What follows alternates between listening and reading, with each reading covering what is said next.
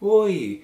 Hoje é resenha do conto O Afogado, de Rubem Braga.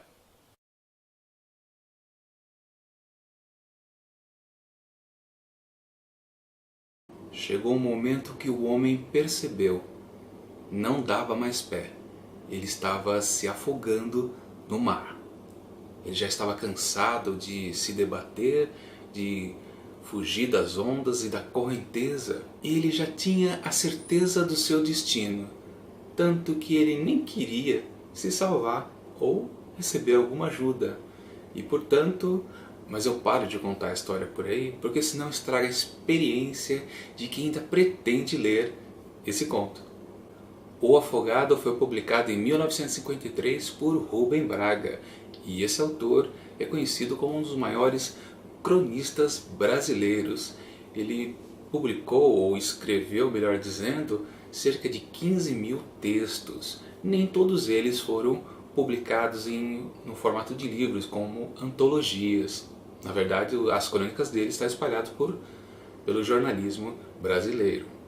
Na breve pesquisa que eu fiz aqui para esse vídeo, eu cheguei a ver comentários de que Rubem Braga nunca escreveu um romance ou sequer um conto. Curiosamente, esse texto aqui, ele tem muito mais cara de conto do que de uma crônica. Numa explicação breve do que é crônica e conto, a gente pode dizer que o conto é uma história rápida, breve, que vai direto ao desfecho, uma boa narrativa dos fatos.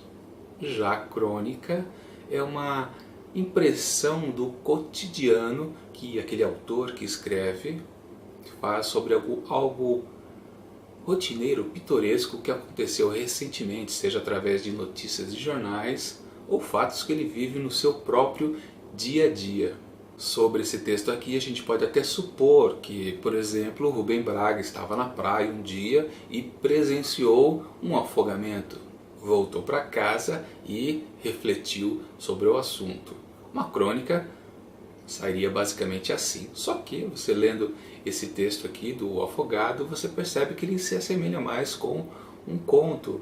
Ele pega uma fração, um momento da vida de um personagem e como ele reage àquela situação e nos dá uma reflexão sobre o assunto. Ali no começo do vídeo, quando eu comecei a falar um pouco da história, eu não pude falar muito porque, para falar a verdade, é só essa situação do afogamento. O personagem, que nem é nominado, a gente nem sabe direito onde ele está, mas supõe que ele esteja no mar do Rio de Janeiro, pulou de uma pedra e tal. É o máximo que a gente consegue extrair do texto. O resto é pura experiência daquele personagem ali. E quando a gente lê a narrativa feita pelo Rubem Braga, a gente sente totalmente a aflição do personagem, seus questionamentos e suas dúvidas. E é um grande dilema que ele vive ali, o personagem, que é a parte mais interessante de O Afogado. Que é, claro, a experiência que você, leitor, pode ter quando decidir ler esse texto e concordar ou não com a atitude do protagonista. Será que ele está certo? Será que ele está errado? Esse é um bom texto por causa disso, faz a gente refletir sobre o assunto. E eu sou forçado a lembrar do vídeo anterior, onde eu comentei sobre o conto O Gringuinho, de Samuel Howard.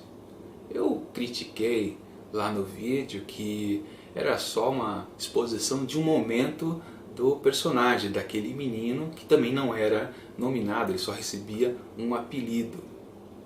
Era um fragmento, na verdade não era só um curto espaço de minutos da vida do personagem. Era até mais tempo, representava a rotina daquele menino que vivia sob uma pressão de não se ajustar àquela situação diferente onde ele estava.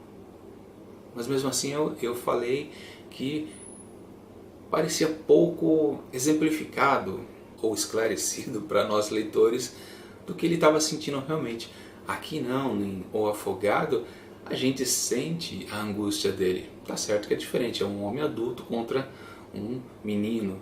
Mas, de qualquer forma, a função do autor é passar a sensação do personagem. Não importa a maturidade dele e a capacidade de expressar seus sentimentos. Por isso lá eu não curti muito e por isso aqui gosto bastante. Minha avaliação, pelo que eu acabei de falar, é óbvio que eu gostei, né?